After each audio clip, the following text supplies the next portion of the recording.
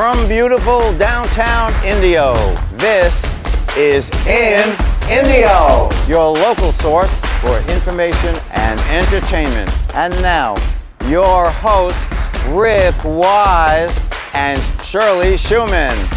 This is In Indio.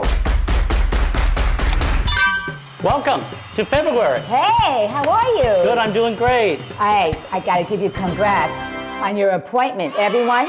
City Council appointment to the Palm Springs International Airport Commission. Oh, yes. So the commission, the Indio City Council nominated, it's a nomination first. Nominated me to be the Indio representative to the Palm Springs International Airport Commission.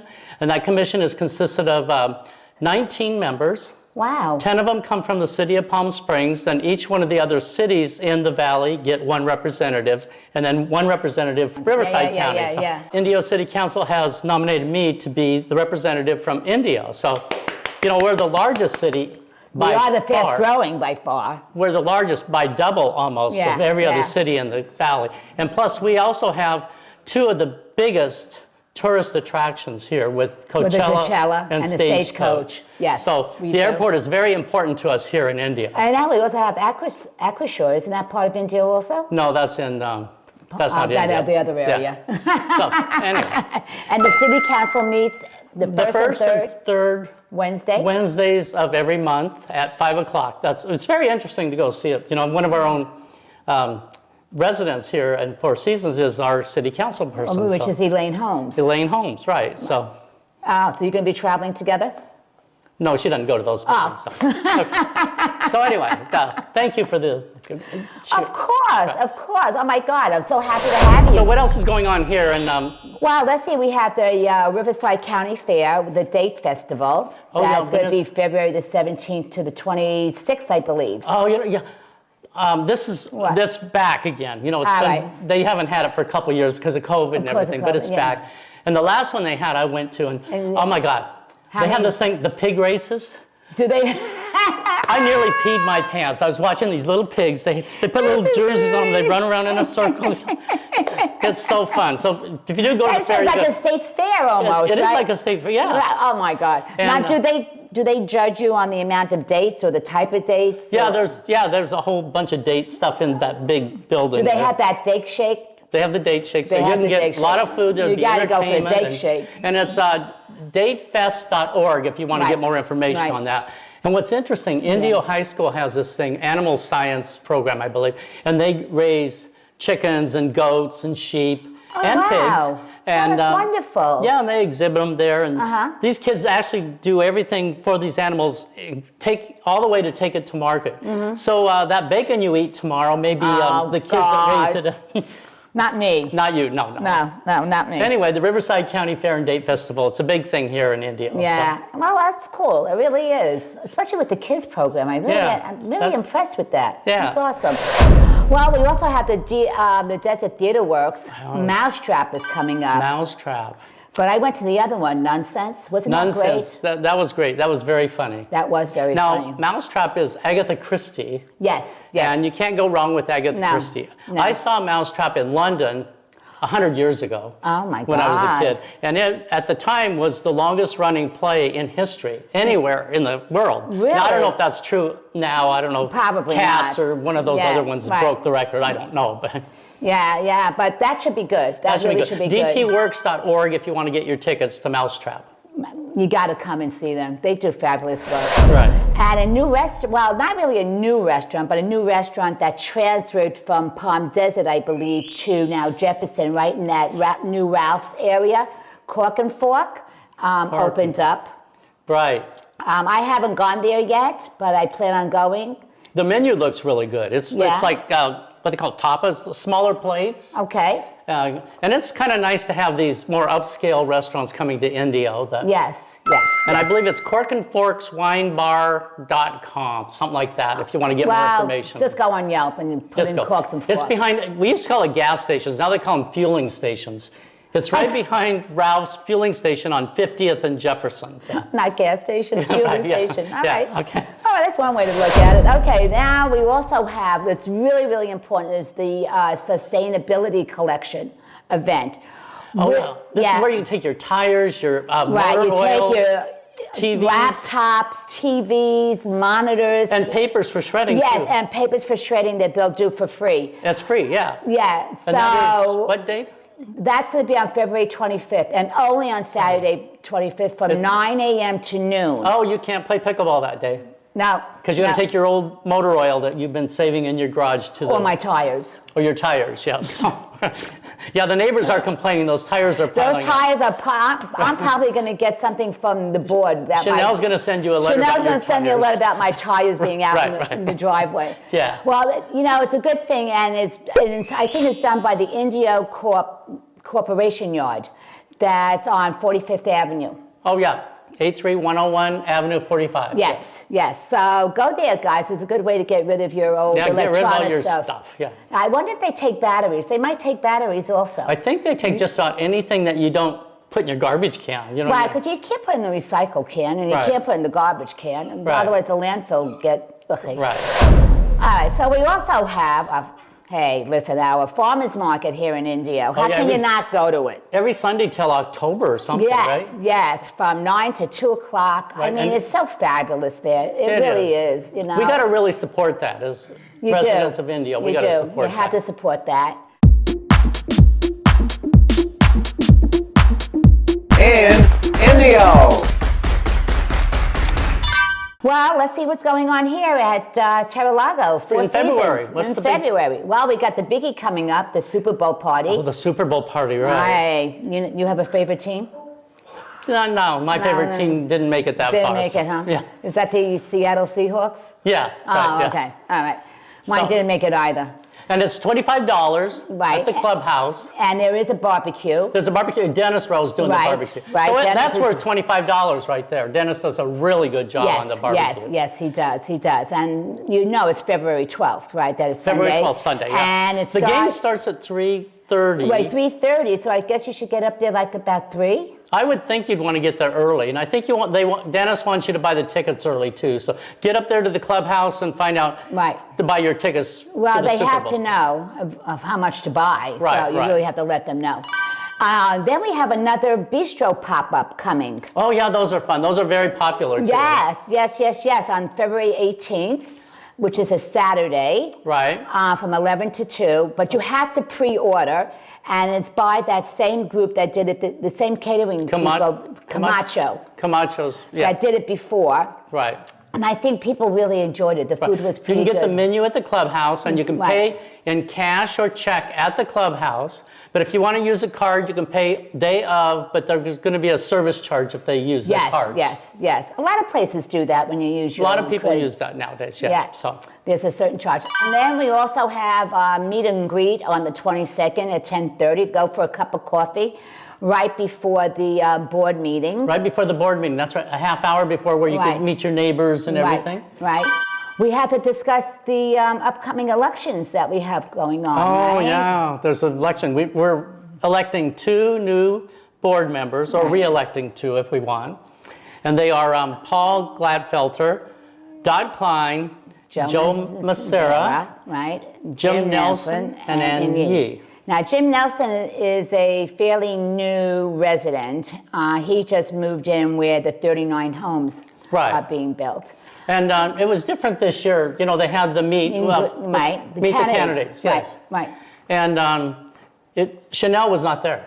She was there at the beginning, but she was not taking part in the question. Well, she was sitting in the back with Robert. Right, but she didn't. Mel's team was conducting. Right. It was Mel, Tyler, Steve Killam, and Richard Schmidt. Richard Schmidt. They're old board members, previous board members, right. Right. So they conducted, and they gathered all the questions, and they picked out 5 questions. Because basically, I guess when I spoke to Mel, he said a lot of them were repetitious. Repetitious, right. Right. So, and that makes sense. Yeah, it does. It does. So, but what they did do, which was really nice, they put it in categories. So you had the communication category, you had the finance category, and then they let them talk about themselves, the candidate, and their background or experience. Now remember, we have the way we vote. You get 2. Each household gets 2 votes. You can give both your votes to one candidate if you want, or you can give one vote to one and one to another. Right, right. The top two are going to be elected to a 2-year term. Correct. Right. So Correct. your I ballot. wonder how they got decided. I don't know. Me neither. So the ballot should be coming in the mail, and the board has selected a company called Association Professional Services, APS, to run the election again. This is the second time. Right, they're called the election inspector. Okay, they got the contract to do that again. Yes, again. And there was some controversy last time about maybe people didn't know it was a real ballot, and they threw it away because they didn't realize what it was. So there was some controversy about that. Hopefully this year, because they did say maybe it'll say ballot on the envelope. Well, you have to sign it and seal it. I mean, it makes sense. Right. But I don't know, there's other issues also. Right. Isn't there? So anyway, watch for your ballots, don't throw them away, and then send them in. If you have a question about your ballot, go up to the lodge. They'll answer it for you on how to do it. Usually every month or so, we highlight a club or a committee. And this month, we're highlighting the Communications Committee. Well, I had the pleasure of working with her on the committee, volunteering with her on the committee. And her name is Lisa Goldstein, and she was the chairperson for us. And I would just love for you guys to meet her.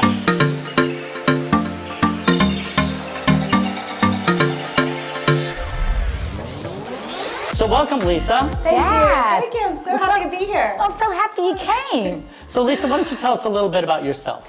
Well, my husband and I moved here about 1.5 years ago from Discovery Bay, which is a small town up north. And we moved here to kind of help my in-laws out. But we're really enjoying it. We love Four Seasons, and we're meeting lots of people. So I take my dogs out every morning, so I meet a lot of dog people. Right.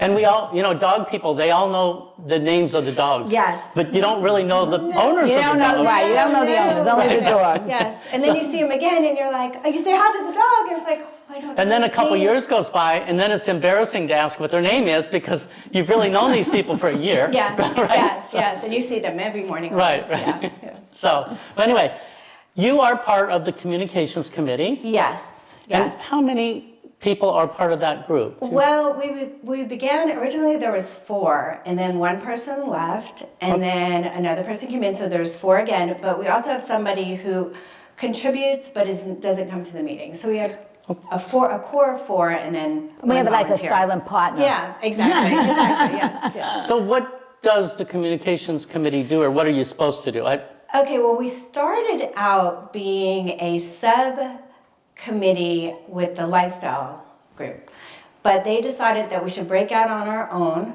I think it was the board, one of the board members is the one who told me that we break out on our own and become a communications committee, and we were supposed to disseminate information from the board to the members of the community. Okay. And you would do it, I believe you had a little email blast or a newsletter called Yes. the The Roadrunner. Roadrunner, it's The called the Road- Roadrunner. And we had, in the beginning, we would have a section from the board, and then we filled it with a lot of human interest stuff, things to do with the city. Right. And, but as the months went on, the board kind of shut down slowly. Each newsletter was less and less, and then finally they were like, we don't want to contribute anything, and so right now we're on a hiatus, and we're going to kind of regroup and see if we can move forward with board communication. So as I understand it, and this may be a rumor, Okay. I heard that the board actually wanted to ask the candidates for board questions, and every candidate would receive the same question. Yes. And then you would publish that in the Roadrunner, so we have another vehicle to. Yeah, so people would get to know them, because I've been at little groups here, and people are like, I don't know who's running. Do you know who's running? And the names don't mean anything if they don't know the people. Right. And then the meet the candidate is just one single meeting with them, and they have Right. 5 questions. Right. So this would give people an opportunity to just meet them, get to know a little bit about them, and they, I guess there was something in the bylaws that said that the candidates, that they couldn't have candidate material. Was that what it was? Campaign material. Campaign material. And we interpreted it that this isn't campaign material. This is getting to know you. It's almost the same thing that happened the other day when we went meet the candidates. Exactly. If the questions are the same, you're giving everybody the exact. Yes. But you were told you couldn't do that? Yes. We were told that it was against the bylaws. And they were like, okay, well, what if we just... It was also against our mission statement, if I'm correct, Yeah, right? our Because we mission had a statement's- mission statement. Yes. But you said you may regroup? Yes, we're hoping that we would regroup because it really got better and better, and we were really proud of it. And we got so much positive feedback. So Well, more people actually read the Roadrunner than, and we had quite a good turnout at the Meet the Candidates, but the more people read the Roadrunner than were actually in the room meeting the candidates. yes, so it's a way to just get to everybody. And I like the idea of the original mission where the board, this is a vehicle for them to communicate to us what's going on. Yes.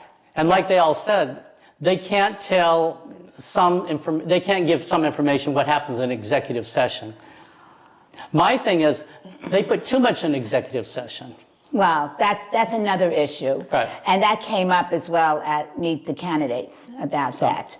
But we were trying to, and I think Lisa could confirm it, that we were trying to break it down more, to give more information out. That was our purpose, is to give the information out, have a president's message, have financial reports each month, or a board member to write something, you know? That was the original intent. That was the there's original not, intent. because people were complaining about the communication. Right. So that was our original, that's why we were formed, so.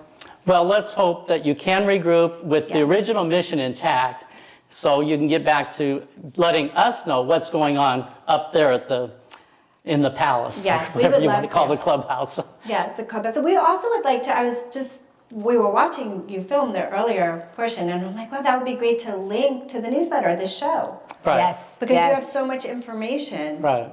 Yeah. Yeah. Well, there is So- a lot of information out there, and they do their best. Right. You know, with the e-blasts and everything Right. else. But It's way better than it used to be. yes, but it the is. communication committee, though, But there's always room for improvement. No matter how good you get, there's room for improvement. Yes. without a doubt. So without a Lisa, doubt. thank you so much for joining us today. Thank you so much for asking me. Sure. It's a pleasure. Oh, of course. It's always nice to see you, Lisa. Thank you, Shirley. 2 years ago, we had an election for board, and the board selected Association Professional Services, APS, to election inspector. So they sent the ballots out, and there was some question about the ballots, and one of our homeowners sent an email to Chanel asking, well, who are these people? Where did they come from? Chanel answered the person, and I quote, I'm not at liberty to give you their names, but you can be assured that the board did their due diligence in selecting this company.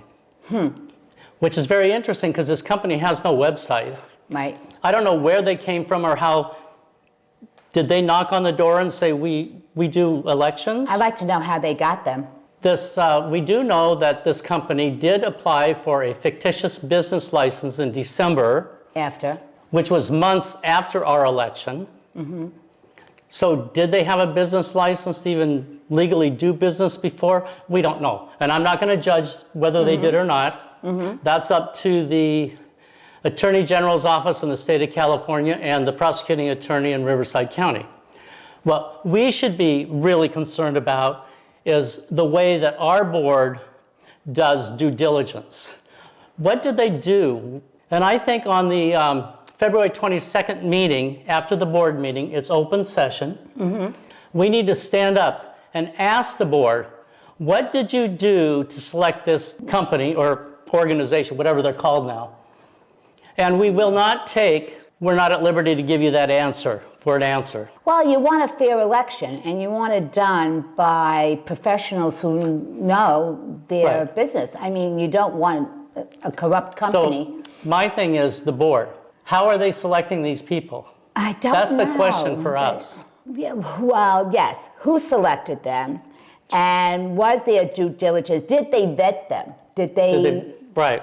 Like they do of any company? If we had a caterer, let's say, coming up here, wouldn't you vet them to see whether they have a business license, whether they have insurance, right. or whether they have all the other credentials that they need to be? So anyway, Come to the board meeting on the 22nd. Come with your questions. Do not accept, we're not going to answer that as an answer. Yes. Until next month, on behalf of all of us here, see you next month in Indio. Wait, happy Valentine's Day. Oh yeah, happy Valentine's Day. This has been a Wise Words production. Jung producer, and I'm Gary Bushkin, your announcer.